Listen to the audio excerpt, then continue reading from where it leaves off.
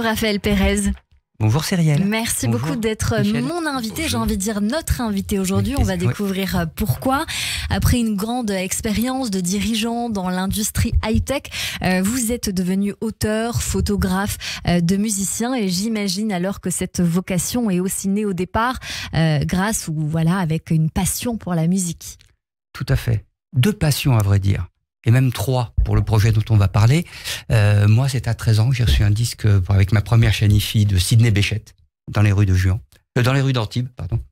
J'en ai pas, bien sûr. Donc la musique. Et mon papa, il faisait beaucoup de photos. Il avait un cinéma en Tunisie. Et donc ces 2 choses étaient toujours présentes chez moi. Et donc voilà, ça m'a amené naturellement à un certain âge de me dire on a envie de faire quelque chose qui nous plaît plus que de vendre des licences de logiciels et de discuter avec des PDG d'entreprises, d'optimiser leurs résultats ou la performance de leurs employés. Et j'ai commencé il y a une dizaine d'années à passer beaucoup plus de temps à faire une pratique photographique que j'ai professionnalisée pour le plaisir d'être en face de clients à qui j'essaie de persuader que je leur vendrais les photos qu'il leur fallait. Et j'ai commencé ça, et ça s'est dirigé par hasard dans le domaine de la photographie de musiciens. Donc c'était magnifique. De musiciens, le jazz notamment, musiciens de jazz et de jazz israélien par la suite. Alors, c'est la 3e passion dont on parlait, de musiciens. Et le jazz, ça vient surtout, non pas à cause de la musique elle-même, bien sûr, on va en parler, c'est que moi je suis un photographe de portrait. Je ne vendais jamais mes photos au Figaro, qui faisait une page sur le concert d'un grand groupe avec la photo de toute la salle et de la scène. J'aime les portraits. Et seul dans les clubs de jazz, on peut s'approcher, on peut voir les gens avant, on peut boire des verres après, créer une relation et s'approcher et tourner autour pour faire des belles photos. Donc voilà pourquoi le jazz, en fait. J'en étais très heureux. Et puis, en 2018, je me rends compte un jour que j'ai 32 musiciens israéliens que j'ai rencontrés, photographiés, mais je les avais pas vus venir, de par ce côté d'être israélien. Et j'ai commencé tout de suite à appeler les grands professionnels, enfin les gens que j'estimais comprendre le métier. Et ils m'ont tous dit, mais Raphaël, c'est une très grande vague dans notre métier. Et investissez-vous là-dedans. On pense que vous pouvez faire quelque chose de bien. Et tout le monde s'est engagé aussi à me dire, on fera 8 pages dans mon magazine dès que vous aurez fait ça. C'était un truc sur le long terme, mais le jazz israélien a une place très importante dans le monde du jazz. Et je vais vous en parler. J'ai envie de vous dire que peu de gens le savent. Parce qu'on a reçu Michel Jonas il y a quelques mois, voire 1 an et demi maintenant, 2 ans. Il nous a confié avoir été bluffé par la qualité des artistes en Israël, de jazz notamment. Et donc c'est pour ça que je me permets de vous dire qu'ils ne sont pas assez reconnus, alors que dans ce projet, pour pas tout dévoiler tout de suite, vous avez décidé de parler de l'histoire du jazz israélien qui remonte aux années 30, c'est ça? Tout à fait. Voilà, aux années 30 jusqu'à nos jours, et de mettre en lumière donc ces musiciens et leur histoire. Exactement. Au départ, je fais en fait un peu comme vous avez fait avec votre ami photographe. Je lui dis, tiens, j'en ai 32. Je vais faire un livre avec les photos. Vous vous adressez à Michel Leb par rapport à qui a un livre, écrit des textes avec les photos d'un grand photographe de musicien. musicien. Pas évoqué. Tout à fait. Donc j'ai vu ça il y a quelques temps, je le savais déjà. Jazzy, je l'avais regardé. Donc si vous voulez, au début, c'est un livre de photos. Des photos de jazzmen. Tous ne sont pas connus. C'était les plus connus des Israéliens. Je me suis dit, je vais faire une petite biographie. Et là, j'ai mis le doigt dans un engrenage qui était que c'est un tout petit pays, comme on le sait malheureusement avec d'autres raisons aujourd'hui. C'est un tout petit pays, tout le monde se connaît. Il n'y a pas 3000 écoles de jazz, il y a quelques millions d'habitants. Et en faisant les biographies de ces 30 musiciens séparément, on voit très vite, et quand on est un peu un professionnel de ce métier, qui ne sont pas dans telle salle par hasard, qui ne sont pas dans telle composition par hasard, qui n'ont pas tel manager en France, en Suisse, à New York par hasard. Et on remonte au système de leur éducation, au niveau du lycée, puisqu'il y a l'armée au milieu. Et on voit tout ce truc. Et je me dis, je ne peux pas parler de ces gens-là sans expliquer comment ça vient. D'autant plus que ce que la musique des jazzmen israéliens, je vais vous dire pourquoi je prends cette précaution de ne pas dire le jazz israélien. Ce qu'amène la musique des jazzmen israéliens au monde du jazz est un courant qui est très fort dans l'industrie de la musique. Le jazz, le jazz, fin du 19e siècle, les Noirs américains qui sortent de l'esclavage, qui ne se rebellent pas et qui ont comme catharsis culturelle de créer une musique. C'était une évolution magnifique de l'émancipation d'un peuple par du positivisme.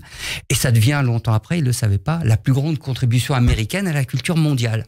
Ça, c'est le jazz américain.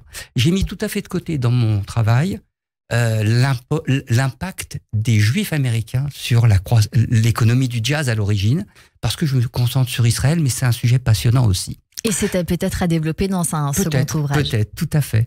Et donc, le jazz commence là.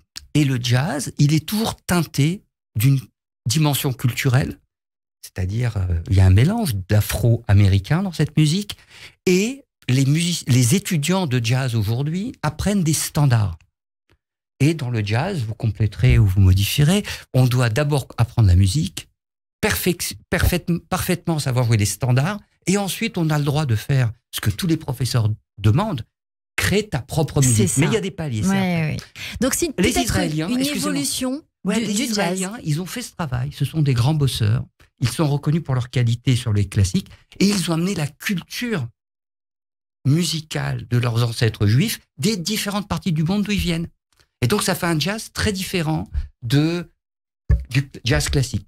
Raphaël Pérez, vous avez donc capturé de nombreux artistes de jazz. Aujourd'hui, je crois à 75, si je m'abuse en tout cas. Oui, il y en aura 80 dans le livre. 80 dans le livre, c'est exact. Je vous expliquerai pourquoi vous avez 78.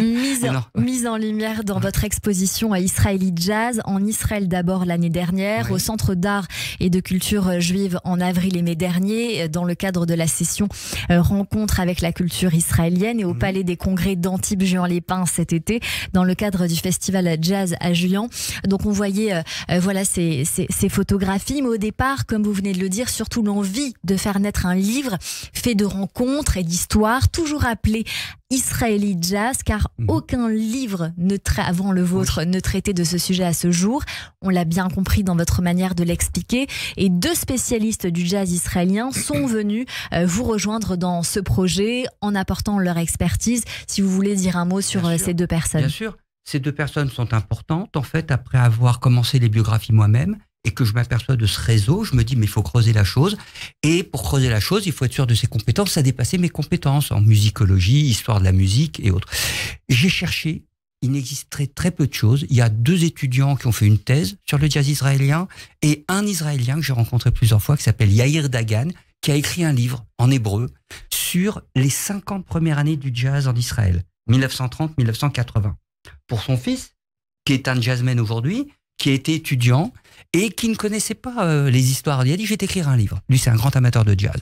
Et donc, Yair Dagan, israélien, auteur de ce livre, qui vient de la high-tech aussi, mais qui a la même passion. Et le deuxième s'appelle Lee Kaplan. Il est professeur de musicologie et d'histoire du jazz à l'université du New Jersey. C'est un musicien aussi, très bon musicien, qui lui a fait sa thèse sur l'institutionnalisation de l'éducation du jazz en Israël. Il a fait sa thèse, c'est-à-dire comment le système éducatif s'est installé en Israël pour le jazz. Il a fait cette thèse en 2015 et il y a eu une communion parce que moi j'ai besoin de leurs compétences et eux, au travers de ce projet, pouvaient compléter, mettre à jour leur travail et voilà. Et donc on a fait un livre en français et en anglais. On va y venir. Juste pendant que nous sommes en train de parler, les auditeurs doivent se dire, bon, maintenant on a envie de savoir qui sont les grands musiciens pour vous de jazz israélien. Vous auriez 2-3 noms à nous donner? Tout à fait. Il y en a un qui est très connu parce que c'est le plus grand israélien. C'est aussi le premier, il a fait partie du premier wagon des 3 musiciens israéliens qui sont allés à New York. Et il est, dans sa catégorie, c'est-à-dire joueur de contrebasse, l'un des plus grands au monde aujourd'hui. Et il s'appelle Avishai Cohen. Il est connu par ses musiques, évidemment, par sa mixité de musique. Il a une famille d'origine polonaise et turco-séfarade. Donc, il parlait le latino. C'est très impressionnant d'aller dans une salle où il y a 1000 personnes qui chantent en ladino sur la musique de Cohen sans avoir aucune connaissance de la musique et de la culture juive. Et il a réussi à faire ça. Donc c'est lui le premier. Le premier, mais on enfonce une porte ouverte parce qu'il est très connu et on a envie d'en avoir 2-3 autres moins célèbres. Je vais en donner un deuxième par facilité juste après qui s'appelle aussi Avishai Cohen. Et qui lui est un très grand trompettiste. Oui. Très très grand. Il fait partie d'une famille, Cohen. Peut-être pas la vôtre, mais on est beaucoup de Cohen. On est très nombreux dans notre famille. Et en particulier, il y a le Cohen Trio, où il y a Avishai, il y a sa sœur, Anat Cohen, et son frère Yuval, qui joue de la clarinette, qui est un des très grands enseignants et éducateurs de jazz en Israël. Donc la famille Cohen, je la mets là parce que je précise qu'il y a des homonymes et celui-là de très grande qualité. J'aime beaucoup un saxophoniste qui a fait un premier disque il y a 3 ans, juste avant le Covid, qui en a sorti un autre, qui s'appelle Oded Tzur, qui lui est un musicien israélien, mais de très très très grande qualité, qui teinte son jazz de ce qu'il a appris, je crois, aux Pays-Bas, en suivant les cours d'un grand maître de musique classique indienne. Et il joue en demi-ton. Et c'est un jazz, c'est ce qui est le plus important, qui est sympa à écouter et qui est apprécié mondialement. C'est-à-dire que ça dépasse les frontières. Et quand je parlais de la troisième passion, c'est Israël, sa culture et autres. C'est ce qui était plaisant, c'est qu'au travers d'un art, d'une culture, d'une valeur positive, il y a cet apport au monde. Raphaël Pérez, dans votre livre, vous comparez également les succès israéliens dans le jazz et dans la haute technologie en identifiant quelques raisons communes. Je laisserai le soin aux auditeurs d'acheter le livre pour comprendre pourquoi. Ce livre le lancement en tout cas, devait avoir lieu en novembre en Israël. Pour l'heure et compte tenu de la terrible situation en Israël, ce programme est reporté de quelques mois. Un lancement avec 2 conférences, expositions à Jérusalem et à Tel Aviv, parrainé par le ministère israélien, suivi d'une série d'événements festifs dans différents pays.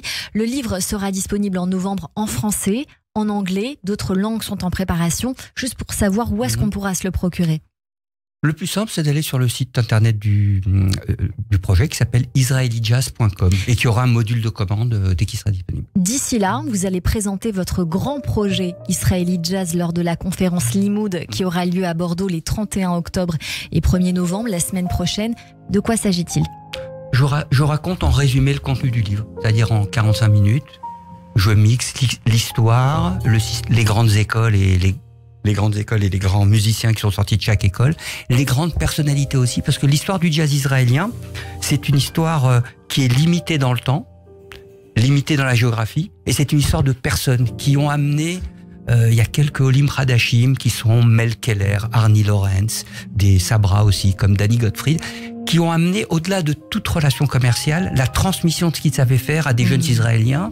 Et au début des années 80, quand le pays s'est ouvert, comme on espère qu'il le sera très bientôt, au monde et à l'échange culturel, il y a eu un engouement, c'est après la guerre du Kippour, la relation intime, culturelle et politique avec les États-Unis, il y a eu un engouement pour la culture américaine et pour, dès que les premiers ont eu du succès, comme Avishai Cohen, Omer Avital, ils avaient des rôles modèles, des modèles, et ils ont voulu les imiter et réussir, et ils ont très bien réussi.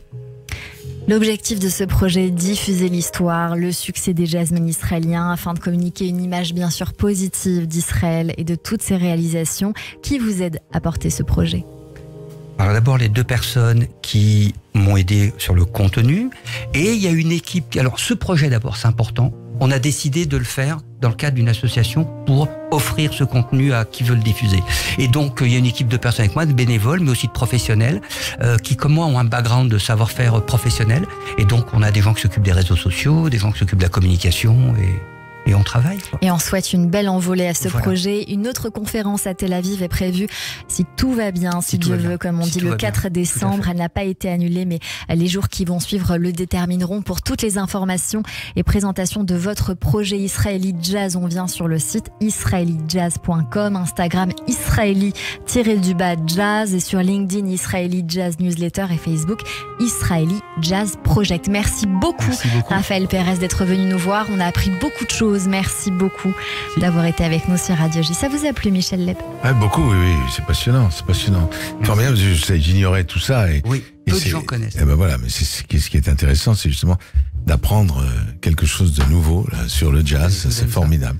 Un des endroits où j'ai fait beaucoup de photos et rencontré beaucoup de musiciens israéliens, c'est à Paris, à ce festival qui s'appelle Jazz et Klezmer. Il y a 2 grands musiciens cette année, en particulier Avishai Cohen dont je vous parlais, le trompettiste, et Itamar Borochov. En plus d'orchestre de klezmer, je parle des jazzmen. Et qui se trouve à Rachid.